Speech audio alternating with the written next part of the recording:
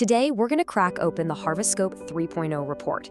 It's a really deep look into one of the most dynamic missionary movements on the planet. So let's just dive right in. Let's just start with a number, a big one, 17,389. That's how many Nigerian missionaries are currently working around the world in nearly 200 countries. I mean, that's the sheer scale we're talking about here. It's a global force. But you know, a number like that, as powerful as it is just the headline, right? It doesn't tell the whole story. So what's really happening on the ground? What are the wins, the struggles, and the big trends that are shaping where this is all going? Probably the best way to wrap our heads around all this is to think of it like a report card. We're going to look at 3 key areas: the progress they're making, the people who are actually doing the work, and of course, the really tough problems they're facing. So first up, progress. How do you even grade the success of a missions movement? Well, one of the most important measures is how they're engaging with people who have the least access to the gospel.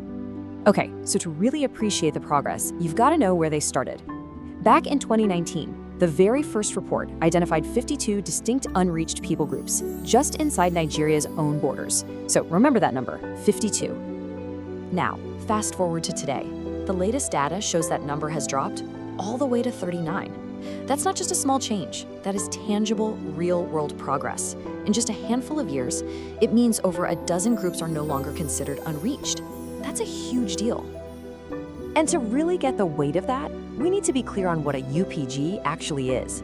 It isn't just a place with not many Christians. No, it's a people group that doesn't have a self-sustaining local church that can evangelize on its own. So getting a group off that list, that's a massive breakthrough. But, you know, the report card isn't all straight A's. While that overall number is down, the work isn't spread out evenly. The northeast region of Nigeria actually has the most unreached groups, but it has the fewest mission agencies working there. That's a big strategic gap. All right, let's move on to the second part of our report card, the people. Who are the leaders and the missionaries on the front lines really driving all this incredible work? Well, when you look at the leadership, wow. The picture is crystal clear. It is seasoned, it's experienced. A staggering 72% of the leaders are over 45 years old. Now, that brings a ton of wisdom and stability, for sure, but it also makes you ask, who's coming up next? But here's where it gets really interesting. You contrast that older leadership with the actual workforce, the missionaries on the ground, and you see they're mostly in their mid-career. Over half of them are between 31 and 50. This is the engine room of the whole movement.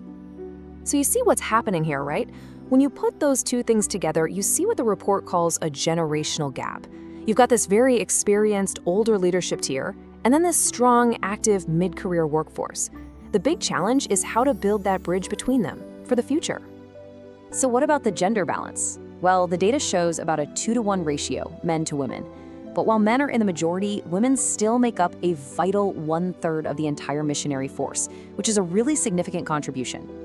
Okay, so we've seen the progress, and we've seen the people, but every report card has those areas for improvement. And honestly, this next part highlights some serious problems, the headwinds that are threatening to slow this whole thing down. And the data here is, well, it's pretty stark. Let's just start with the absolute basics. Housing. Get this. A shocking 86% of missionaries say they have no formal housing support from the agency that sent them. I mean, can you imagine? That's a huge burden to carry. Okay, how about health? It's a similar story. Not even 1 in 3 missionaries has health insurance. That means almost 3/4 of them are serving without any kind of safety net for their own well-being. That's an incredible level of vulnerability.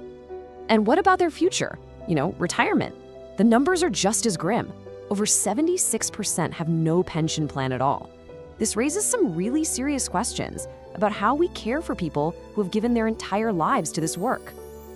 And look, these aren't just abstract figures on a chart. They have a real human cost. One line from the report just puts it so plainly. A lack of stable financial support isn't just a challenge, it's the #1 reason experienced workers end up leaving the field. And if you need one number to just drive this whole point home, here it is. When the agencies themselves were asked what their single biggest challenge was in keeping missionaries, 71% of them pointed right to financial and welfare issues. It suggests the biggest threat might not be from the outside, but from the inside. So all this brings us to the final critical question. What about the future? Given all these realities, what does the task look like for the next generation coming up? Check this out. In today's hyper-connected world, being online is everything, right? Well, nearly half, almost 50% of all the mission agencies they surveyed have no digital footprint at all. No website, no social media. They're basically invisible online, which is a massive missed opportunity. So you connect the dots here, right? You've got an aging leadership, that generational gap we talked about, and now a huge digital divide. It all comes together to create one central challenge. How does a movement like this get ready for a future it isn't really equipped to navigate? And really, that's the core question this whole report leaves us with. This is a movement with an incredible track record and an absolutely massive workforce. But to keep that impact going, it has to face these deep issues of sustainability, succession, and how to adapt to a digital world. The task ahead isn't just for those on the field. It's for the entire global community that stands with them.